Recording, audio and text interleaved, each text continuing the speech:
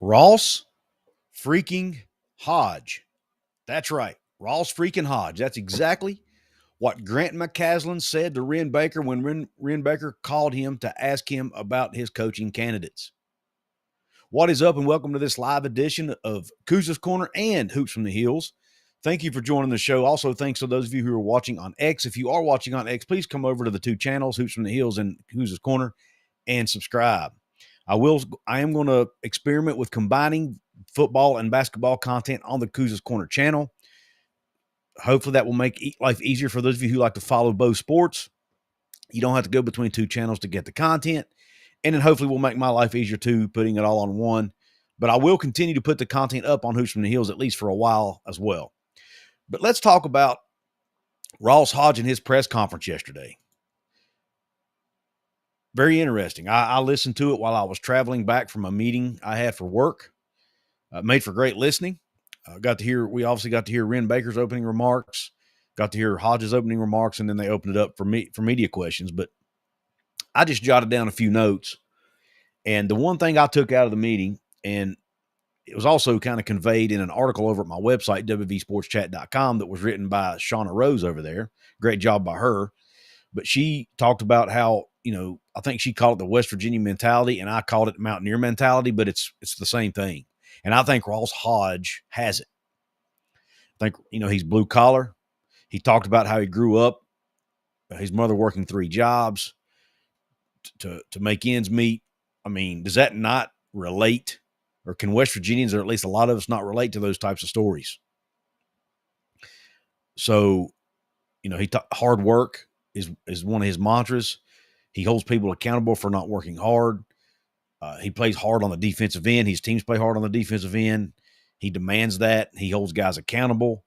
I mean, just to me, everything embodies West Virginia. Little side note, I really enjoyed his Texas accent. He's got a pretty strong Texas accent. I enjoy listening to. But yeah, I really enjoyed it. But I just jotted down a few notes here. Obviously, he started the press conference with West Virginia, Mountain Mama, take me home, country roads. I mean, what a better way to embrace yourself to the fan base than that, right? Or embrace the fan base and have the fan base embrace you. He talked about how he went to the baseball game the night before. Obviously, there were clips floating around of that on social media, him meeting fans, getting to experience a live West Virginia event for the first time. And it was a great one to go to because it was a record-setting attendance at the Kendrick family ballpark in the backyard brawl game against Pitt. So he picked a great baseball game to attend. His family was there with him. They obviously got to hear the West Virginia version of Sweet Caroline. And he told a funny story about how he makes his players do push-ups. If they curse at practice, he does the same thing. And he talked about how he and his family were going to be doing a lot of push-ups over the singing of that version of the song. I thought that was funny. He doesn't take himself too seriously. And even though he's a man of faith, he doesn't seem to be, what's the word I'm looking for? He's still easy to talk to, those types of things. One thing West Virginia fans were concerned about, are we going to have another coach who's going to leave in a year? And it's always a concern, right? I mean, there's no way to 100% know for sure that won't happen. But one of the things that was brought up in this presser and that I think might help him stay longer is the fact that they're getting closer to his wife's family. His wife's family is from Maryland, or she's from Maryland. They also have family in Pennsylvania and in Ohio. So being right there in Morgantown, they would be able to travel to see family much easier. Family could travel to see them. They could probably get family to games, those types of things without a whole lot of trouble. So I think that might be a plus. They've been living in Texas for a long time, closer to his family. Now they can live closer to her family. So maybe that is something that will keep him in Morgantown longer than Darren DeVries, right? Because Darren DeVries pretty much left everybody behind to come to Morgantown. Funny story that Ross Hodge told in his opening remarks. He talked about the old John Rothstein quote that we all love. He talked about, it was West Virginia basketball, tougher than a long weekend at your in-laws. Well, he talked about how a long weekend at his in-laws is not that tough because he gets along really well with his mother-in-law, who actually was at this press conference. So I thought that was interesting. I mentioned how he doesn't curse much. He's not a type of coach that curses at players and stuff like that. He feels like there's a better way to get your point across. I respect that. Look, I have no issue with cursing. It doesn't offend me. I have, coaches who curse, don't curse. I don't really care. Whatever works for them. But I do respect a coach who doesn't curse. I think that's, shows that they're a person of high character. I'm not saying that cursing means you have low character. That ain't what I mean. But I think that is just, taking it a step further, right? Trying to make sure you run that your program is run the right way, that you have really high moral standards, those types of things. I think that is something that we can look at and respect here in the state of West Virginia. Again, I'm not people who curse. I curse occasionally myself. I'm not perfect, so I'm not offended by it. I'm just making a point. I do respect the fact that he doesn't have to curse to get his point across. Obviously, I mentioned the story about his mom working 3 jobs. She was a bus driver in the morning, then she was a teacher's aide, and then she worked at JCPenney at night. So again, I think a lot of West Virginians can relate to stories like that. Talked about how he had a quote, and I'm paraphrasing, but he said that, his dad had passed away. What better way to get close to my dad in heaven than to come to almost heaven? So I thought that was a really cool story that he told there.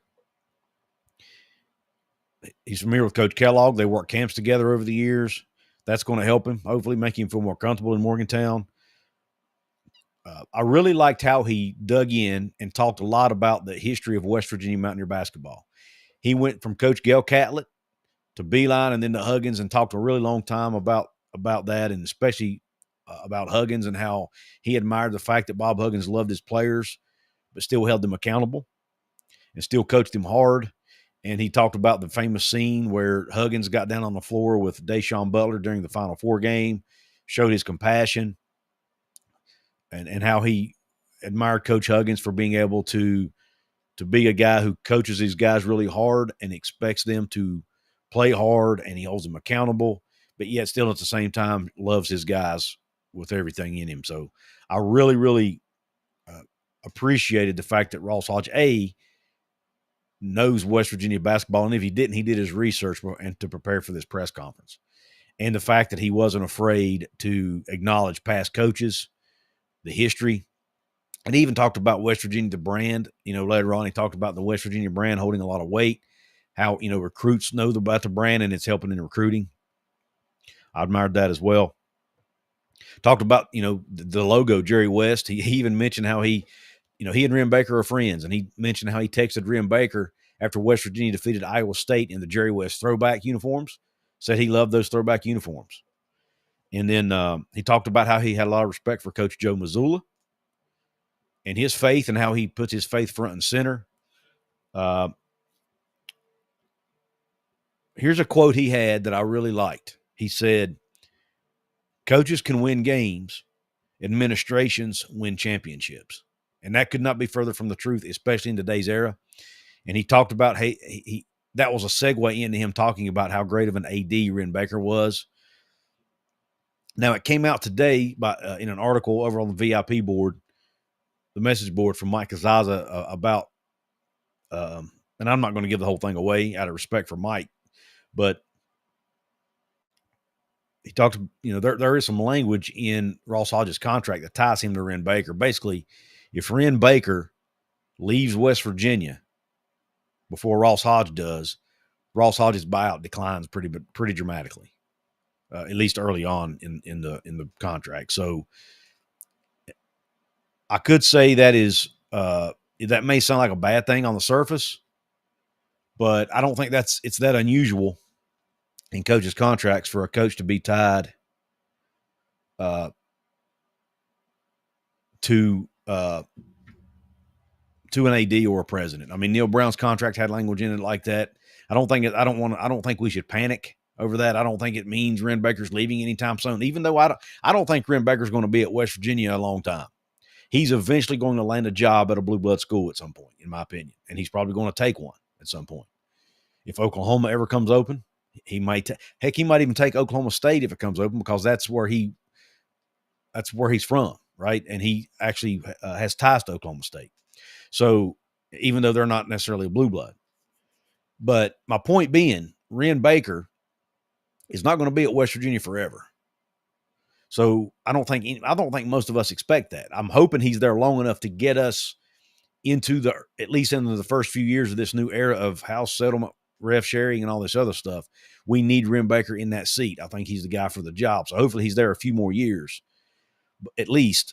But I don't expect he'll be there forever. And it's not that unusual for a new AD to bring in his own coach, or it's not unusual for a coach to leave a program after an AD change, because it's like any other job, man. Who you work for can make your job a good job or a bad job. And if you have a really close relationship with your boss, it's going to make it a better job.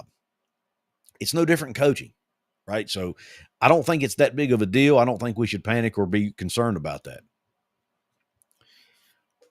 But they are sort of tied at the hip, so to speak. But again, it's pretty common in college athletics. Talked about West Virginia's fan base and how they had such a great home court advantage. He talked about how West Virginia is rated as the number one home court advantage in the country, according to Ken Palm. That's a big deal. We've heard Wren Baker talk about that multiple times as well. He talked about his love for the outdoors, how he kind of grew up he was a city boy growing up, but when he worked in Colorado Springs for a little while at Colorado State, that got him, he fell in love with the outdoors there, fell in love with the mountains there, and now he likes to hike and do things, he and his family. So he's really excited about living in the mountains again. I thought that was pretty cool. That's something else that can maybe keep him here a while, right? So I like that. And then he went and talked about his style of play and how he feels like you have to play good defense, especially in the Big 12, if you want to be good. He mentioned Houston multiple times in his press conference. Houston has won the Big 12 2 years in a row. They've been the best defensive team in the Big 12 2 years in a row. He talked about how Kansas, the years they won the Big 12, they had the best defense in the league. So, yes, defense wins, and that's exactly what he's bringing to the table at West Virginia. Before I get to the rest of these notes, though, I do need to give a quick shout out to my channel, my primary channel sponsor here. So hang on, and I'll be back in about 35, 40 seconds. Since 1931, the attorneys at Katz, Cantor, Stone Street, and Buckner have been the voice for victims who have suffered serious injury or death. They have a fierce passion for truth and justice and a sincere compassion for those who have been wronged by others. Whether you have been in a car accident, are fighting with an insurance company, or you or a loved one has suffered serious injury or death due to medical negligence, we will ensure your voice is heard loud and clear. Katz, Cantor, Stone Street, and Buckner will ensure there is justice for all West Virginians, because we are your lawyer, your voice. Visit us at yourlawyeryourvoice.com.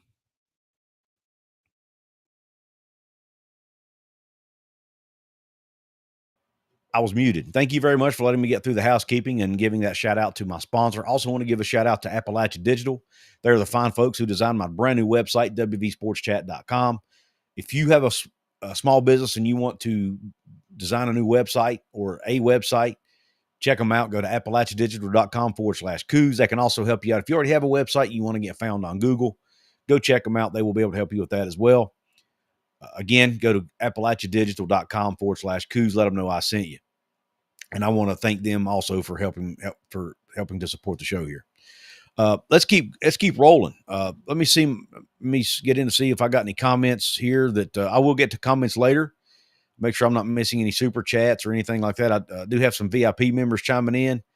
Shaq in the house. He says, roughly 30 people in here. If you could hit the X button and give the video a like, please. Thank you, Shaq. I appreciate that, my man.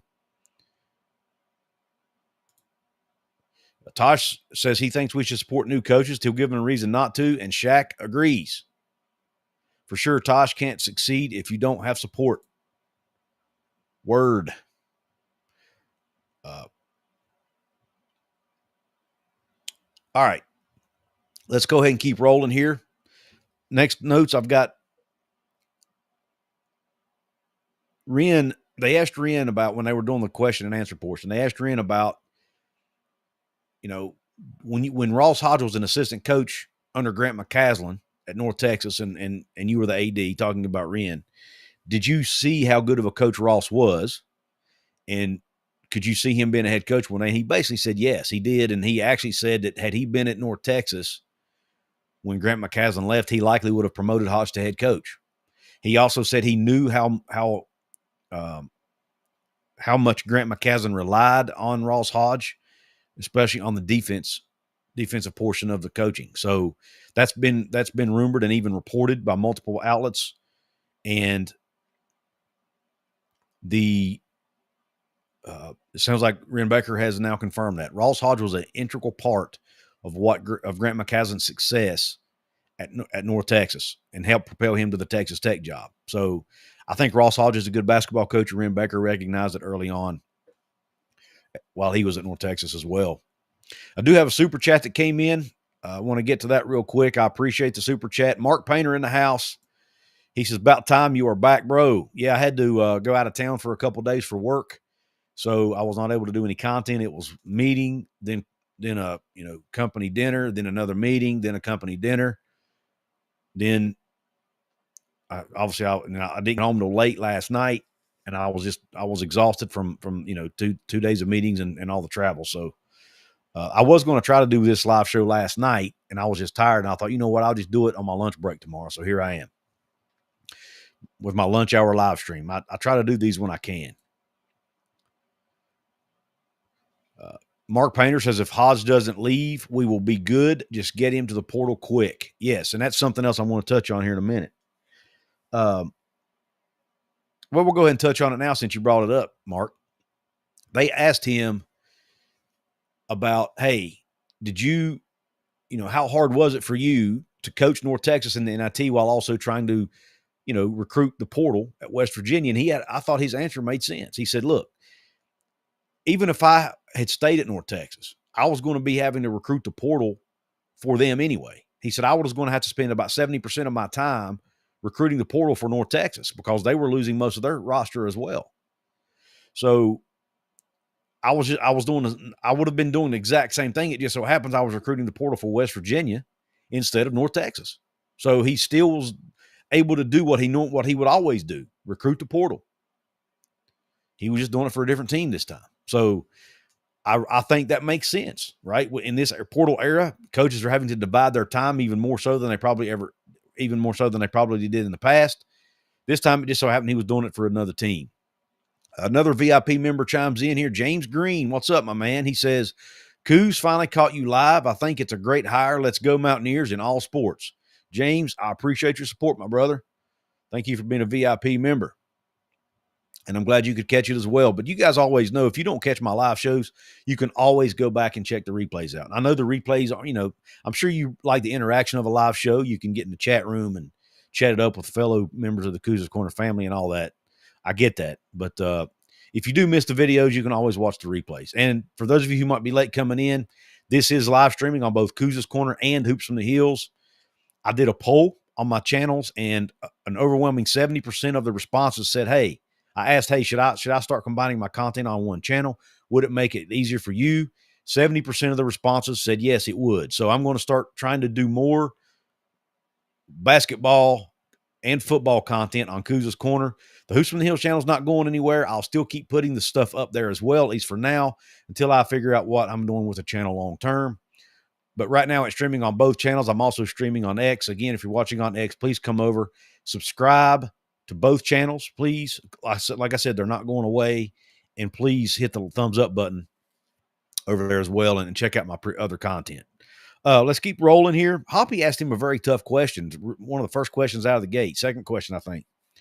Hoppy Kirchville basically asked him, and I'm paraphrasing, the previous coach here didn't lay roots down. And Wren mentioned in his opening statements of the day that, he one of the things he looked for, he wanted a coach that would put down roots in West Virginia and embrace being there. And he felt like Ross would do that. Hoppy said, hey, what can you tell Mountaineer fans about that, knowing the previous coach didn't do that? It was, I applaud Hoppy for asking a tough question there. And I thought Ross had a good answer. Some of it was coach speak. Some of it actually mimicked some similar stuff Darren DeVries said a year ago. But Hodge went into a little bit more detail, though. He basically said, no, he admitted it wasn't an easy decision. There were some tears shed. They had a lot of close relationships with people in Texas. It was not easy to leave Texas. But he also talked about how, he had chances to leave when he was an assistant at North Texas.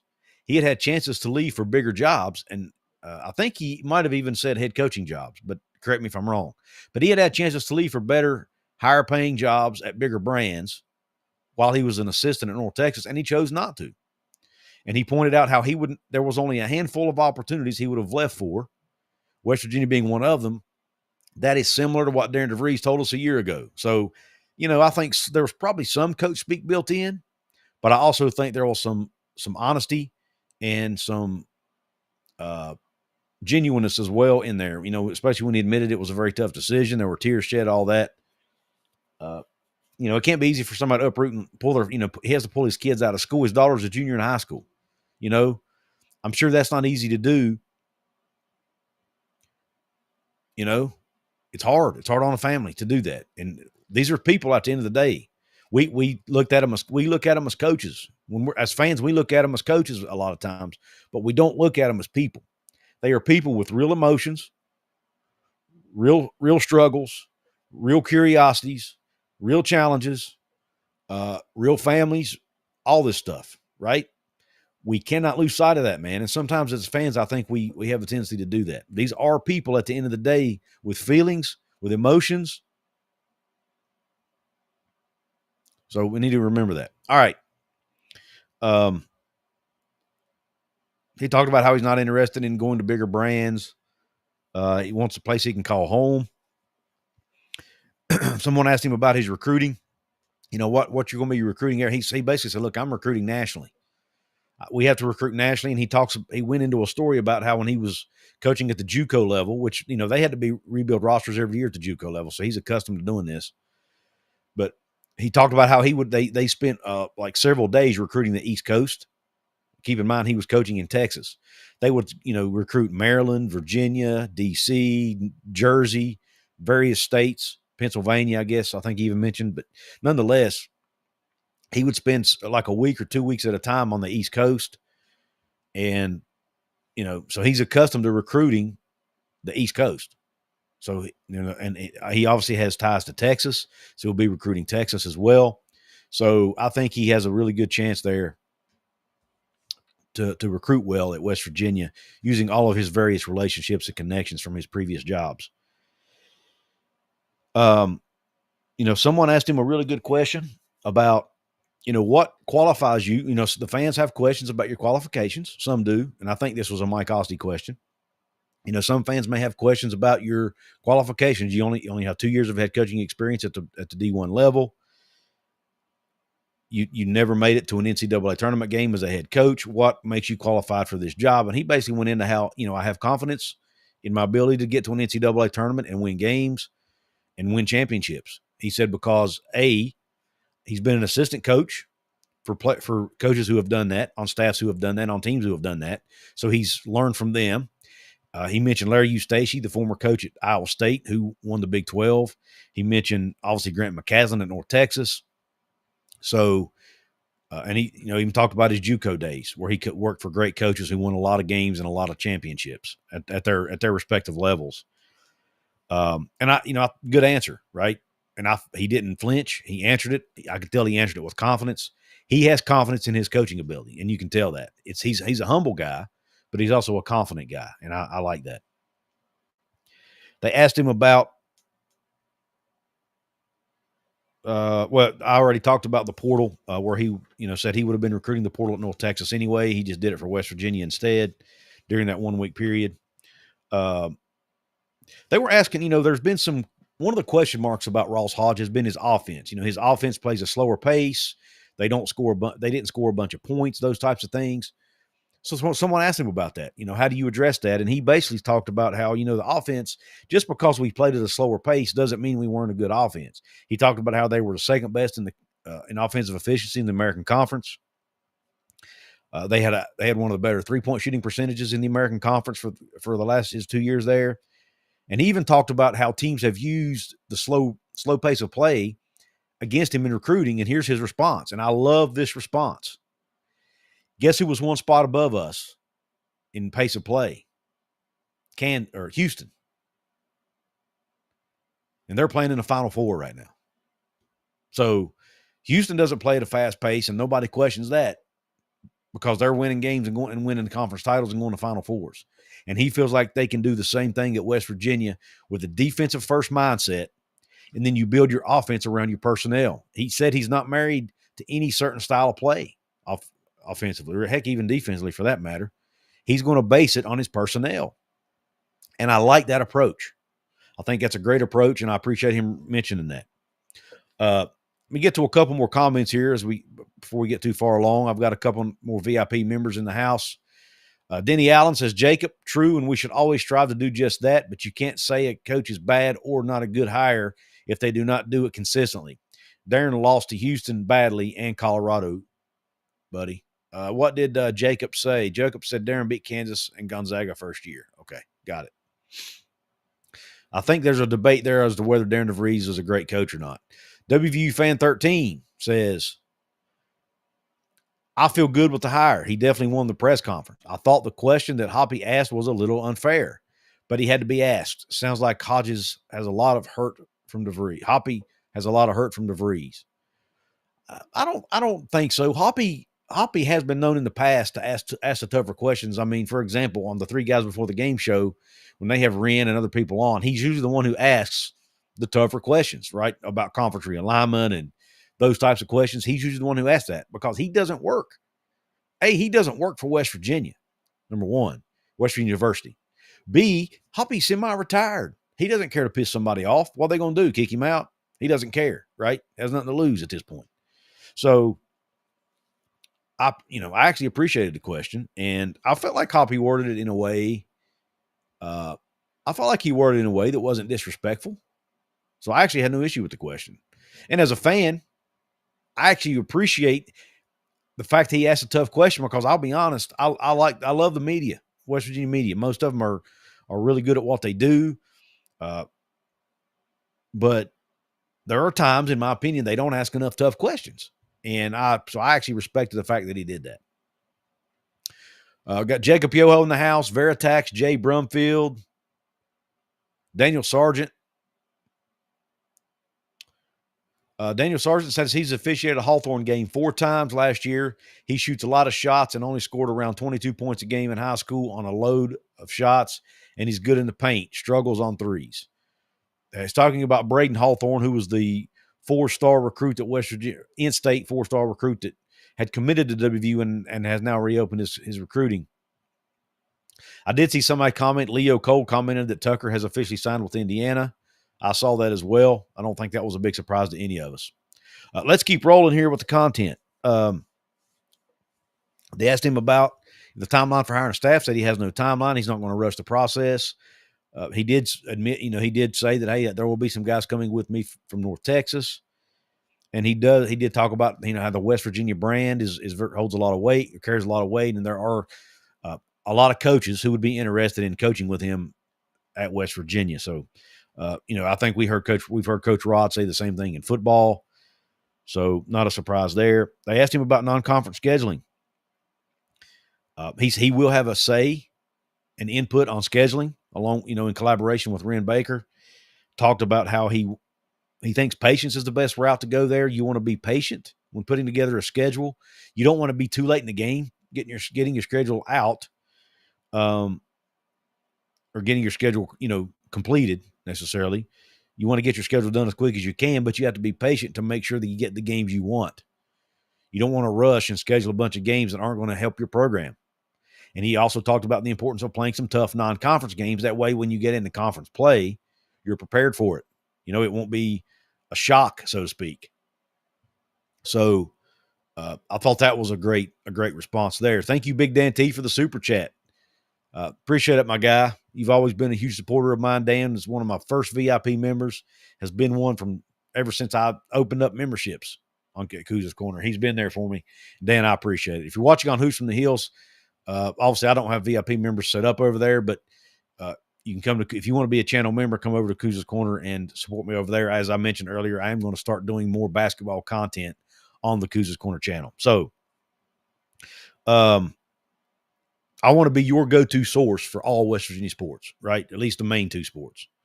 I've had people ask me to do some baseball content. Man, I'd love to, but I'll be honest, I'm not sure. It's hard to find the time. You guys know I have a full-time job, a family.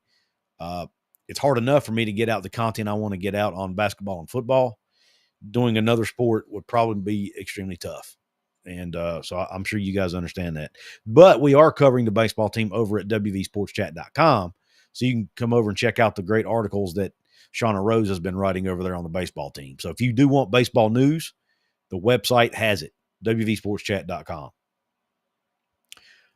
Daniel, great point, man. Great segue, right? WVU baseball's doing awesome. They're 24-4 right now, ranked in the top 25, coming off a huge win against Pitt in the backyard brawl. Before that, they beat Ohio State.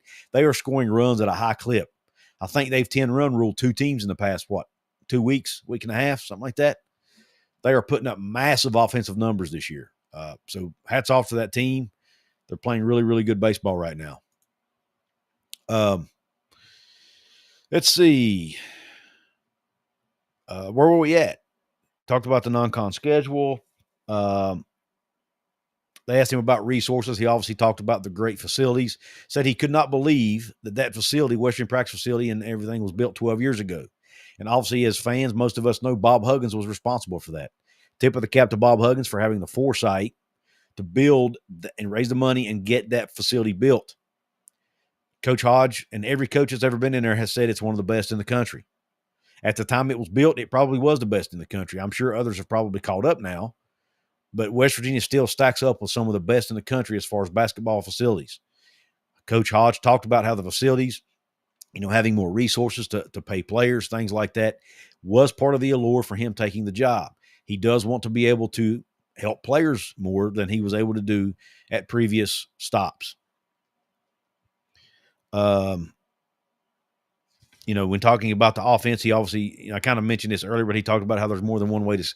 I love the fact that he used the phrase, there's more than one way to skin a cat, because that is a phrase I use often. And that's one, I wrote that down because to me, he just fits. Yes, he's from Texas, but I think Texans and West Virginians have a lot in common. I really do.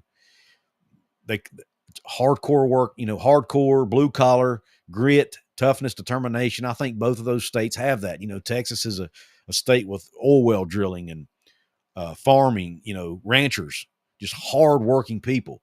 West Virginia, you have hardworking people. A lot of them, even though the coal mining industry is not what it used to be, this state was kind of built on the backs of coal miners, right? Hardworking, blue collar coal miners. Many of those still out there. And, many of the people in my family worked in the coal mines. So I love the fact that he has that same, what I call, right in the thumbnail, in the title, Mountaineer mentality. I think he has it. And hopefully that means he'll fit in more with the culture of West Virginia. I'm not saying Darren DeVries didn't have grit, determination, toughness, and all that. I just feel like there's a culture thing. And again, like I mentioned earlier in the show, being closer to his wife's family is going to help with that. There will be some familiar faces within driving distance. Hopefully that helps. And I know John Kristofik is saying that he thinks he'll leave after a year for a better job, and maybe he does. But we don't know that for a fact. And, it would probably have to be a certain type of job before he'll take it. And, I think West Virginia, there was some bad luck that the Indiana job just happened to come open this year. And that happened to be one of Darren DeVries' dream jobs. For Ross Hodge, I don't know what that dream job would be. Would it be Texas? Would it be Texas A&M? Both of those jobs already been filled this year. So they likely won't come open again next year. So I'm not so sure that he would look. Plus, his familiarity with Wren Baker is going to help. He knows Mark Kellogg. They both, I think, came from the same area. They used to work together at camps a lot. There's some familiarity there. I think that'll help. I think there are a lot of things that might help keep Ross Hodge in Morgantown that didn't exist with DeVries. DeVries and Wren didn't have a previous relationship, to my knowledge. I don't think Darren knew anybody else at West Virginia at the time. He didn't have family. Neither he or his wife had family close to West Virginia. There were just so many things, or there are so many things, in my opinion, that play in West Virginia's favor now that didn't exist with DeVries. But again, if his dream, I don't know what his dream job is. If it comes open, he might leave. But again, you cannot not hire a coach because you're afraid he'll leave, because that could happen with anybody. Heck, Coach Rod is from West Virginia. He even left at one time. So there's no guarantee anybody's going to stay.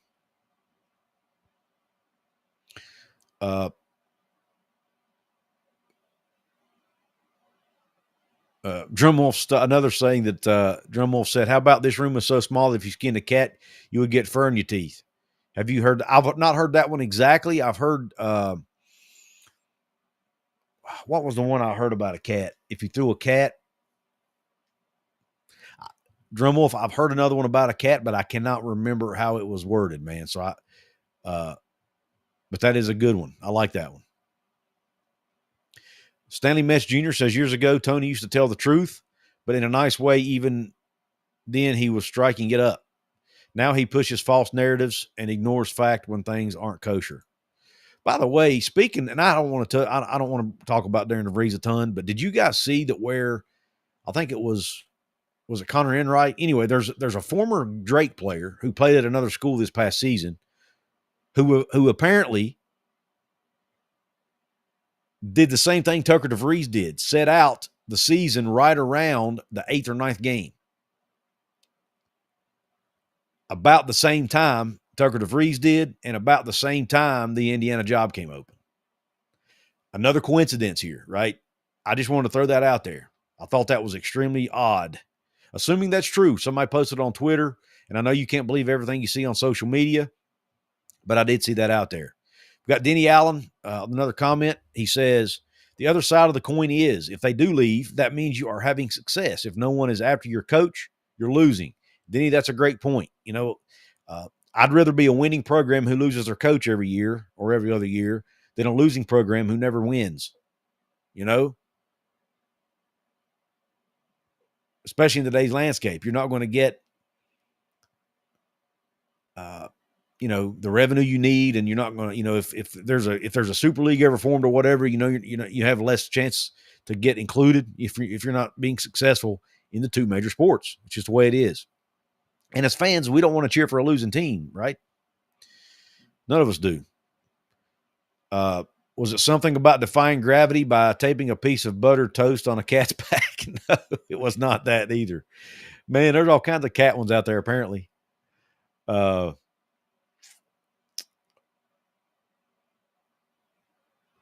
Drumwolf says, my son worked for Fox Sports Network, and he met Tony. He said he was arrogant and snobbish. I've met Tony before, and Tony has been super nice to me. I do not dislike Tony Caridi as a person. I just want to make that clear, okay? I totally disagree with how he's handled and the comments he made regarding what he said about. I know he backtracked and said he wasn't intending to call people who believe that dumbasses. He was just talking about conspiracy theorists in general, but even that I don't agree with, right? I know a lot of conspiracy theorists, and I don't think they're dumb people. They just view things, they view the world differently than me. I actually just lost a coworker a couple days ago who was a conspiracy theorist. He was a great human being, man. Had a heart of gold, heart as big as Texas, would do anything for you. Was just a super guy.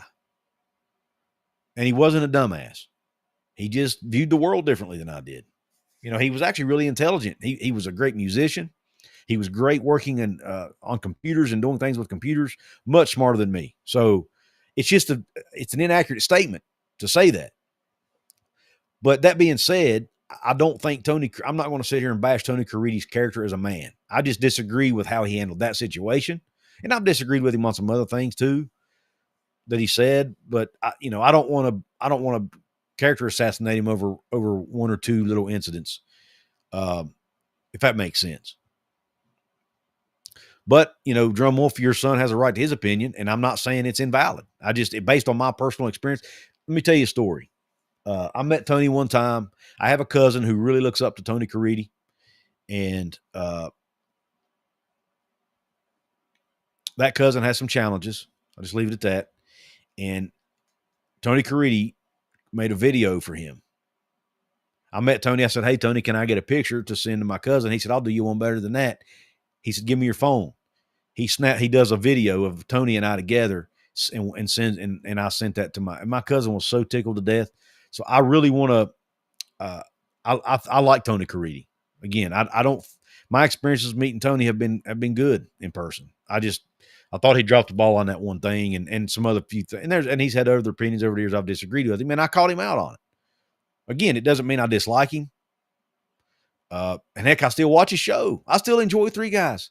The show they did yesterday was really good. It was entertaining. It was funny. I'm still going to keep supporting it. And if you don't, that's your prerogative. We all have a right to make that choice. But I just thought he was way out of line with the comments he made about that situation. That's all. Denny Allen says, Couz the same. I have met Tony. Hold on. Why does these things keep? I get these things that pop up on my screen and I can't get them off. Here we go. All right. Denny says, I have met Tony and he was very kind. The dumbass comment was bad, but you have to remember Tony works for the university, so he can't say a lot of negative about coaches. Right, Denny, and I do get that, but here's the problem. One of the issues I had with that is they bashed Don Plitzowhite when she left West Virginia the way she did. They bashed her. I don't remember what episode it was. It's been a couple years ago, obviously, but they bashed her, basically. I mean, they didn't character assassinate her, but they talked about the way she left was bad, and now, it wasn't a good look and all that. They never did that one time with Darren DeVries. Not one time.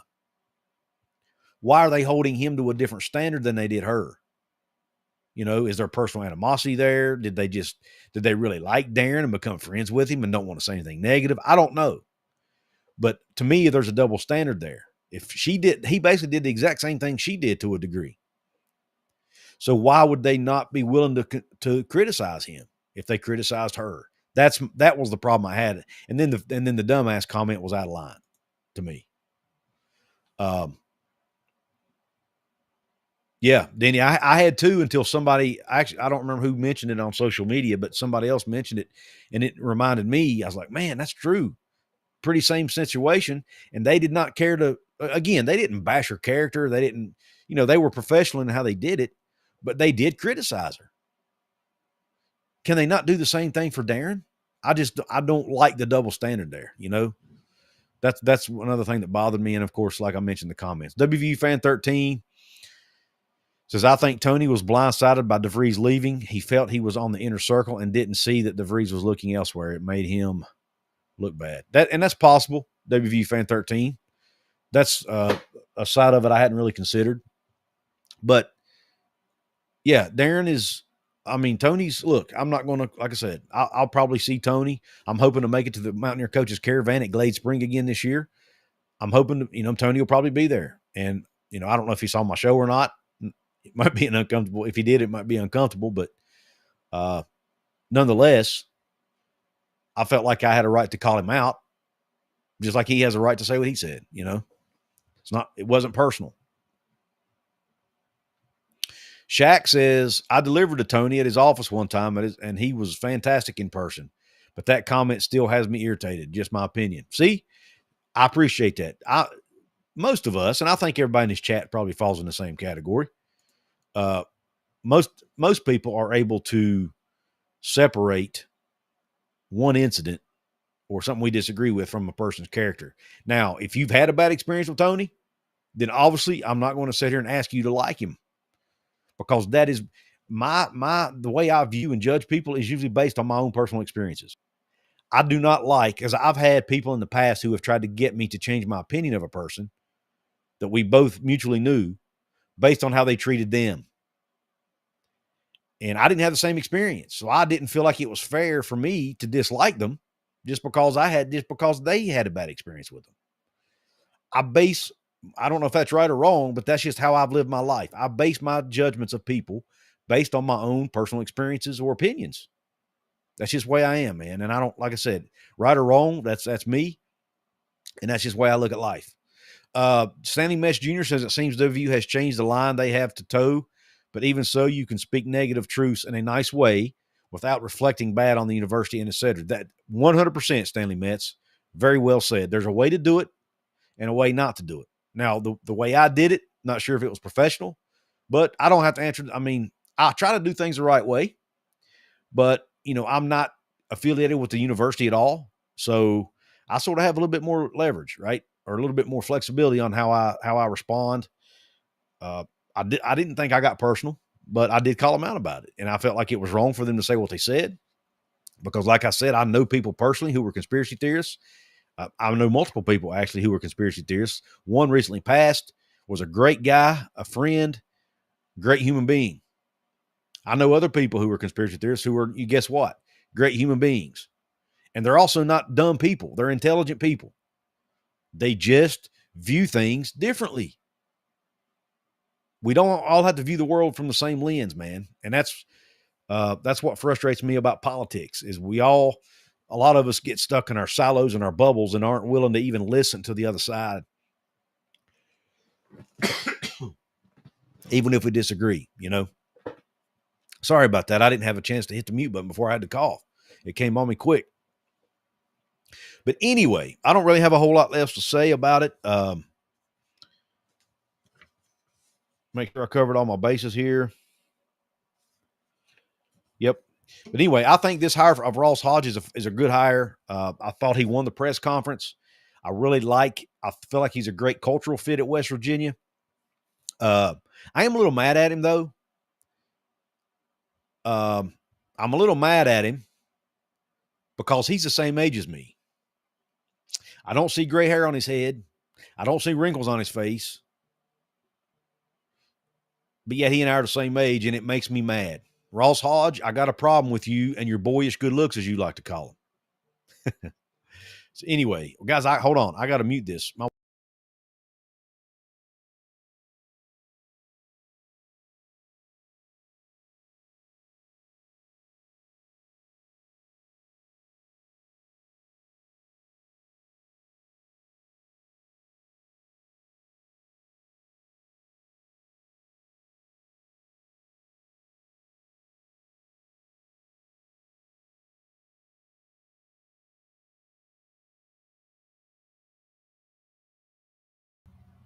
Sorry about that. It was the wife, guys. And, she doesn't call me very often from work. So I figured if she's calling me from work, it must be important. So I felt like I better grab it. Anyways, everything's good. And I apologize for that. Good thing about a live show. Yeah, call from Tony calling me out, right? Big Dan T. And somebody else said it was Ross Hodge calling. I wish it was Ross Hodge calling. Anyway. And yeah, and he does have hair, Shaq. It's a great point. He's got a full, thick head of hair, no gray and no wrinkles. I got a problem with that, Mr. Hodge. You and I need to sit down face to face. I have an issue with that. You and I are the same age. I look like this and you look like that, man. Something that math just doesn't math. You know what I mean? But anyway, now, in all seriousness, I like to hire. I think he's a good cultural fit for West Virginia. I hope he has success and stays a long time. He and Wren Baker both. I like the defensive first mentality of Ross Hodge. I do think that's what West Virginia needs. Will he play a slow pace of offense? I don't know. I think it's yet to be determined. It probably will depend on the personnel he's able to get in Morgantown, the types of players he's able to get, maybe the staff members he's able to hire. Maybe he brings in an assistant coach who's a really, really great offensive mind, and he lets him run the offense, just like an offensive coordinator in football. There are a lot of different ways. As he said, there's more than one way to skin a cat, right? So I don't know that we know. We're going to get a team who probably shoots pretty good from three and who's going to play really good defense. That's two things you can probably almost hang your hat on. Everything else, and they're going to play hard, obviously, which I think that and playing good defense go hand in hand. But outside of that, we don't know what we're getting. But I do like the hire. I'm getting behind the hire. I'm hoping all of Mountaineer Nation does. I think we need to support him until, like somebody said in chat, let's support him until we're given a reason not to. So in that regard, Denny Allen says, us brothers of the hairline need to stick together. Yeah, Stanley, me, you, Denny, all of us. Yep, absolutely. What Dan T say? Oh, that was Tony calling me. Yeah. Oh, man. Shaq says, hey, if I can talk to Nico's dad, would you and Paul want to try to do a collaboration on an NIL deal? Maybe get Nico on the show. Maybe, Shaq. Maybe. We'll see. I'm definitely open to it. As long as it's, I mean, we'd obviously have to get some sponsors and whatnot to sponsor the show. But I'm open to it. John Christophic says, Couz saves money on haircuts. I do. I haven't had a haircut in over 20 years, man. Now I spend a lot of money on razors, but it's cheaper than haircuts. Oh, yes, Michelle, great point. I didn't write that one down. He talked about respecting your opponent, but not fearing your opponent. Somebody asked a question about playing in the American Conference versus the Big 12, and he talked about how he always teaches his guys to respect every single opponent, regardless of what league they play in, you know? And I think that's the right approach. A little bit of coach speak, but I think listen, some coach speak is legitimate, right? There are certain viewpoints you have to have as a coach. You have to respect your opponent or you'll get beat, right? So that's not, even though it might be coach speak, it's true. You can't look past opponents or they will beat you. Doesn't matter what sport you're in. So thank you for reminding me of that, Michelle. That was a good one. H. and Chilla says, as a viewer, would love to see Nico. Shaq says he sees his dad all the time. That would be great. I'd love to do an NIL deal with him, man. And if I can get, if me and Paul collaborate on it, that'd be great. I'm open to it. But anywho, the problem is the challenge there would be whose show do we do it on, right? Both of us are going to want the credit, are going to want the money for that show. So that would be challenging. Denny Allen says, I think he is a great hire, but I am a little concerned if his name carries enough weight to bring in higher tier recruits. Denny, that's a fair concern. That's a fair concern. I'm hoping that, players talk to each other around the country because of the AAU circuit. A lot of these players know each other, and hopefully, players will get word that he's a really good coach, and that will carry over. We'll see. And again, just like Chester Frazier was able to help recruit for DeVries out of the portal, maybe he brings in an assistant coach with a bigger name who's able to do the same thing, right? Again, the staff he hires is going to be critical. I think that sometimes that gets overlooked. The assistant coaches play a huge role on any staff. I don't care what sport it is. And the staff he hires are going to play a huge role in recruiting. Tosh talks about the phrase drunker than a three-legged cat on a frozen lake. That's a good one, Tosh. That's a good one, man. Thank you. We've got to find more sponsors for the basketball side. Yeah, and there's something I'm working on there as well, guys. I'm not going to let the cat out of the bag because it may not work out, but I am working on something on that front too. I'm not getting my hopes up that it'll work, but I do have something I'm hoping. I'm trying to get a very special guest on the show. We'll see if it works. Christopher West says he liked what Coach Hodge had to say. Darren DeVries had an ace in the hole. Come here and you can play with Tucker. I hope it's a non-issue because I think he can coach. Denny, that's another good one. He had Tucker DeVries to kind of build the team around. Hodge is not going to have that. So another fair point. Well, listen, I'm going to jump off here. I did this on my lunch break at work. So I've got to get back to work, get back to my day job. I appreciate everybody tuning into the show. Again, if you're watching on X, please come over to YouTube. Check out my previous content, whether it's Hoops from the Hills or Couz's Corner. Please check it out. Please hit the like button on this show if you're watching it, whether you're live or whether you're watching it on the replay. The likes really, really help. Leave comments. That helps as well.